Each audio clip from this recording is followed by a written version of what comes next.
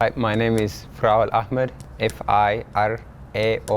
Since I came to this country in 2017, I just wanted to play soccer at the highest level possible, right? So I couldn't make it on the tryouts, so you asked my first coach, who was Dave Long, if he could put me on his team, and my first team was 2001 Classic team. So got this kid, he needs a place to develop. He doesn't even have to play games, as long as he comes and practices, he has a place to play. And I'm like, hey, then no problem, bring him on out. I don't think he spoke any English, and I certainly couldn't speak his language. And so I think first couple weeks we talked mostly with nods and grins.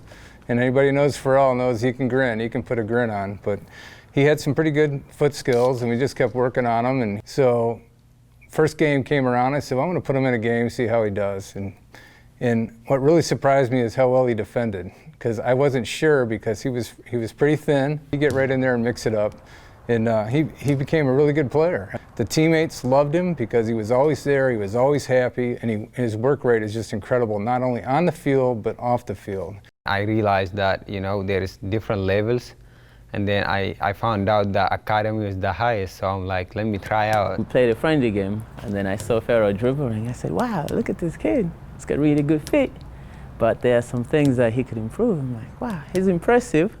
So from then on, we played another game, so I saw him do well, and then I said, I would like to get to know this kid and see where he's from. So first I met Charles here. My mom dropped me off, and my parents, if I don't tell them that I have ride back home, they wouldn't bring me, right?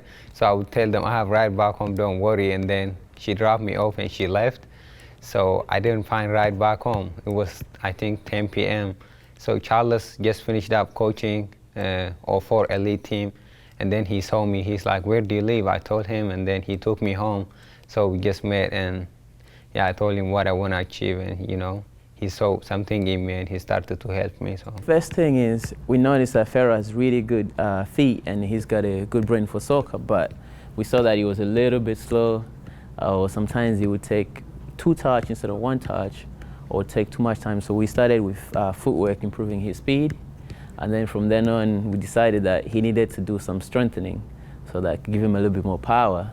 So after months of working on footwork and some basic passing, we moved on to dribbling. So Charles always gave me clear feedbacks. He didn't try to hide anything. And then after about 2-3 months, I felt big improvement on my touches.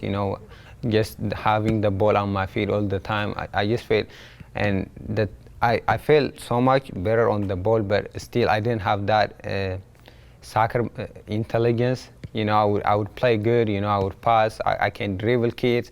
But I didn't know, I would make bad decisions, so that still kept me playing at the lowest level. Got a couple sessions with him, and what I first noticed was he had some ball skills, he had some foot skills, and but he really was still raw to the game. He didn't know the decision-making, positionally. He just kind of came out there and worked, but he had good intent, and he always worked hard from day one.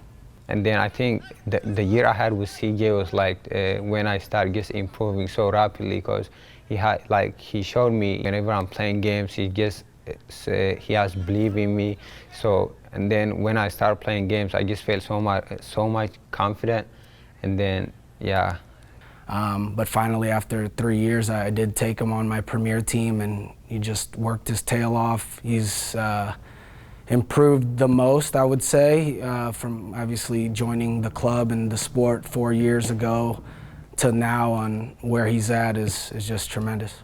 In about 2 years, I went to 3 academy tryouts, and I didn't make it, but I kept asking for feedback like always. Firaol's main goal was to play for the academy, so what we decided was, since he was on Classic, our goal every year would be to move up to Classic, Premier, and then on. But we identified that he needed to be the best at Classic. Then he would get an opportunity to Premier and so on. So every year we worked on moving up a step. So, I'm kind of a person who, I try to make the best out of every situation. So when I got cut, I didn't make it to academy, so I would just tell myself to feel good.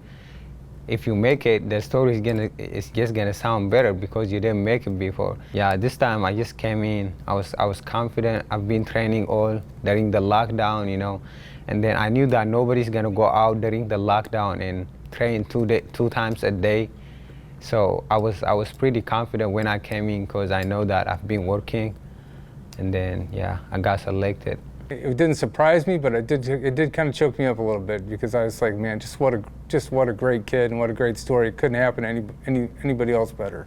With the club taking so much time helping him with the rides and helping with some of the scholarships and welcome him because it was his first year, I think that's been the biggest difference, is that everybody from the players to the staff to me to Coach Ken to Kalish were able to welcoming him, bring him, and give him feedback, and that's what the club is about. I have a scholarship. I'm pretty sure my parents, you know, they can't afford to pay for me to play soccer.